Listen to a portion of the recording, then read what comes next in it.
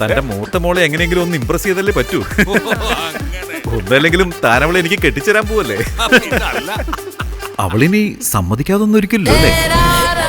എന്റെ പൊന്നു സുധാകര, അവളുടെ കാര്യം ഓർത്തൊന്നും താൻ ടെൻഷൻ അടിക്കണ്ട. അവളെ കൊണ്ട് സമ്മതിപ്പിക്കാനുള്ള വഴിയൊക്കെ എനിക്കറിയാം. താൻ തൽക്കാലം ആ വിശ്വ ഗ്രൂപ്പിലെ പ്രകാശ് സാർ വരുമ്പോ അയാളെ എങ്ങനെ ഹാൻഡിൽ ചെയ്യണമെന്ന് മാത്രം ആലോചിച്ചാൽ മതി.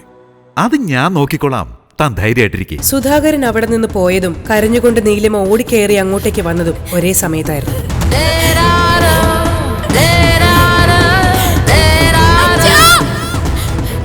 എന്റെ മോനെ ആരും തട്ടിക്കൊണ്ടുപോയി. എങ്ങനെയെങ്കിലും അവരെ ഒന്ന് രക്ഷിക്കണം. മോനോ? ഏത് മോൻ? ഇവിടുന്ന് പോകുമ്പോ കയ്യിൽ അങ്ങനെ ഒരു സാധനം ഇല്ലായിരുന്നല്ലോ. ഓസ്ട്രേലിയ പോയപ്പോ കിട്ടിയതാണോ ഈ മോൻ? കുത്തി നോവിക്കേണ്ട സമയമല്ല ചെറുമേത്.